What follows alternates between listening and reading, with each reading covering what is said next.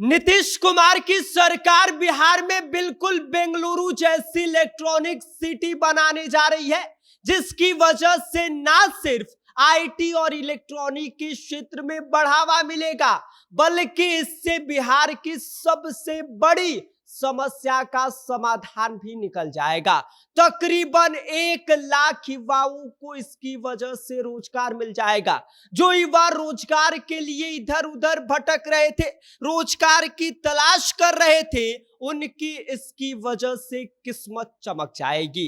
क्या है यह इलेक्ट्रॉनिक सिटी और इसका उद्देश्य क्या है, इस बारे में आगे हम आपको सब कुछ विस्तार से बताएंगे। लेकिन उससे पहले नमस्कार, मेरा नाम विष्णु है और आप देख रहे हैं जनता जंक्शन। आपको बता दें कि बिहार सरकार आईटी और इलेक्ट्रॉनिक उद्योग को बढ़ावा देने के लिए एक बड़ा कदम उठाने जा रही है, जिसकी वजह से आपको बता दें बिहार के तकरीबन 1 लाख युवाओं को रोजगार मिलेगा। जो युवा रोजगार के लिए पलायन कर रहे थे, जो युवा रोजगार का इंतजार कर रहे थे, उन्हें रोजगार मिल जाएगा। और इसके साथ ही आपको बता दें कि बिहार सरकार अब पटना में बेंगलुरु के तर्ज पर इलेक्ट्रॉनिक सिटी बनाने जा रही है, जिसका उद्देश्य ही यही होगा कि जो बाहरी देश है, वहां की जो टेक कंपनियां हैं, वे बिहार में आकर निवेश करें,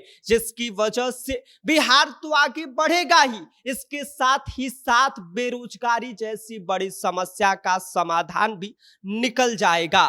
तकरीबन 1 लाख युवाओं को इसकी वजह से रोजगार मिलेगा। आपको बता दें, उद्योग मंत्री डॉक्टर दिलीप जायसवाल ने खुद इस बारे में जानकारी दिया है और उन्होंने ये बताया है कि बिहार सरकार की योजना ही यही है कि पटना के आसपास इलेक्ट्रॉनिक सिटी का निर्माण किया जाए और इसके साथ ही साथ राजधानी के आसपास जो है वो उद्योग क्लस्टर बनवाया जाए। सरकार पहले से ही इस पर काम कर रही है और इसके साथ ही साथ आपको बता दें कि इससे पहले फिनटेक पार्क, लॉजिस्टिक पार्क और एजुकेशनल पार्क जैसी सिस्टम जो चीजें हैं, उसको विकसित करने के लिए बिहार सरकार पहले से ही काम कर रही है और अब इसी दिशा में इलेक्ट्रॉनिक सिटी भी बनाने का काम बिहार सरकार करने जा रही है। और ये इलेक्ट्रॉनिक सिटी बन जाने की वजह से जो टेक कंपनियां हैं बाहरी देशों की, वो भी निवेश करने आएंगे।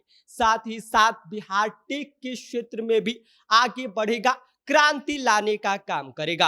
अब आप ये समझ लीजिए कि आखिर यह इलेक्ट्रॉनिक सिटी क्या होता है। तो आपको बता दें कि जो भी इलेक्ट्रॉनिक उपकरण होते हैं, जैसे transistor, micro processor, computer, mobile और अन्य घरेलू उपकरण, उसके लिए जो सॉफ्टवेयर सेवाएं होती है उनको बढ़ावा देने के लिए और साथ ही साथ जो उपकरण होते हैं उनके निर्माण संबंधित जो भी काम होते हैं वो इलेक्ट्रॉनिक सिटी के थ्रू ही किया जाता है। और ऐसे में अगर बिहार में इलेक्ट्रॉनिक सिटी बन जाता है तो इससे ना सिर्फ युवाओं को रोजगार मिलेगा, बल्कि बिहार आईटी और इलेक्ट्रॉनिक के क्षेत्र में एक क्रांति लाने की दिशा में भी काम करेगी। और जो बाहरी देश है वे अब बिहार में भी इन्वेस्ट करना भी शुरू कर देंगे। और ऐसे में यह कहा जाता था कि बिहार पिछड़े राज्यों में आता है, अब पिछड़े राज्यों में नहीं बल्कि अग्रणी राज्यों की गिनती में नजर आता हुआ दिखाई देगा, जिसकी शुरुआत जो है